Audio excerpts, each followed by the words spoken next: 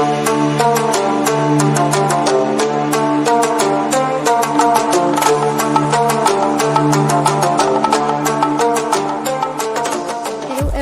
and welcome to the channel BHU BCom Entrance Preparations with Shubh Academy. ये एक new initiative है for the students who are going to give their entrance examinations in 2022.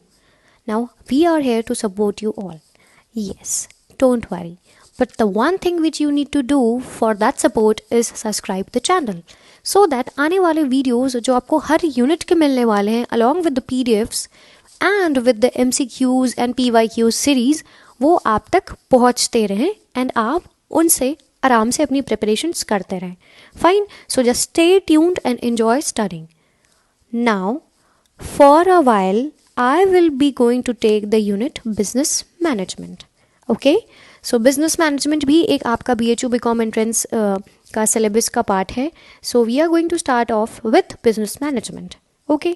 Also मेरा Telegram channel the my way commerce भी है जिसे आप join कर सकते हैं for further interactions and for some suggestions, explanations and daily quizzes. Okay, इसे हम पहले ही कर चुके हैं. Okay, so moving forward we have importance of management.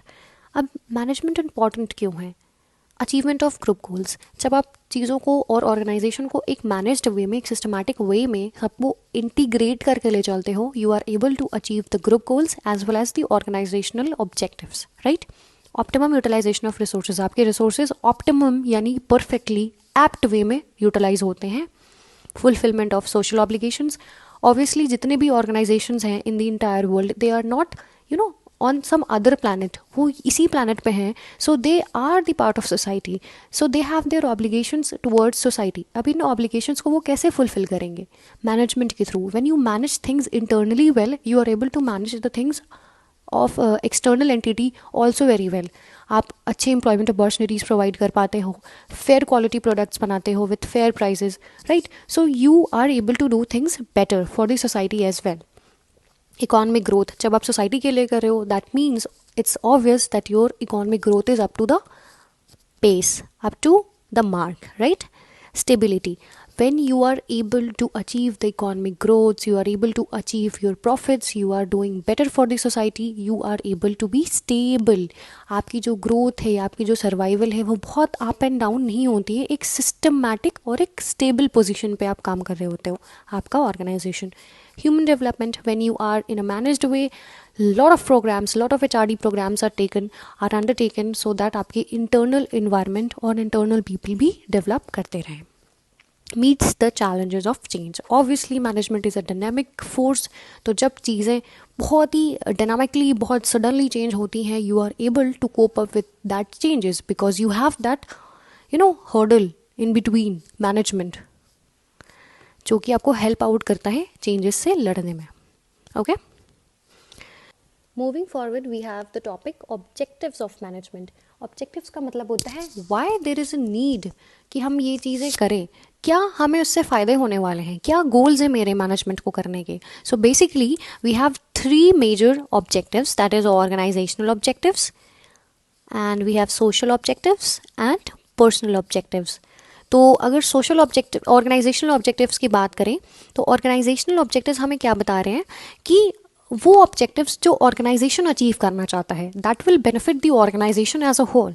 Right? So we have 3 major benefits और 3 major goals of doing management in a proper way. The first one is survival. Obviously when you are doing good, what happened, wait a second, okay, yeah, survival. Right? So when you are managing things in a very proper way, your workforce is strong enough, your workforce is managed, then you are able to recover your cost what ever. अब देखो कोई भी organisation है, काम कर रहा है, products बना रहा है, सर्विसेज सेल आउट कर रहा है, तो उसके लिए उसको कॉस्ट इनकर करना पड़ रहा है. तो आपकी सर्वाइवल किस पे डिपेंड करती है? जब तक आप अपने कॉस्ट जो आपके इनकर हो रहे हैं उनको रिकवर नहीं कर पाओगे, क्या आप सर्वाइव कर पाओगे? Obviously not, we are not Ambanis, even the Ambanis would not be able to survive अगर वो अपने कॉस्ट को रिकवर नहीं कर पाएंगे तो, राइट। तो सर्वाइवल एक बहुत इंपॉर्टेंट ऑर्गेनाइजेशनल गोल है, ऑब्जेक्टिव है, जिसे हमें अचीव करना ही होगा। How will you cover it? जब आप चीज़ें मैनेज अच्छे से करोगे, जब आपकी चीज़ें प्रॉपर प्लान्ड आउट होंगी, उनकी कंट्रोलिंग अच्छी होगी, एक अच्छा वर्कफोर्स वो काम कर रहा होगा ना, तो फिर आपकी जो सर्वाइवल है वो बहुत स्ट्रांग होगी, आपकी स्टेबिलिटी बढ़ेगी, राइट। तो सर्वाइवल में बहुत हेल्प करता है आपका management. The second point here is profitability. अब आप जब अपने कॉस्ट को कवर कर पा रहे हो तो आपको समथिंग एक्स्ट्रा चाहिए ना, ताकि आप मतलब ये ऑर्गेनाइजेशन टिकाए रखो, right. You have to earn some profits, you have to earn something more than what you have incurred, तो प्रॉफिट्स भी अच्छे आते हैं।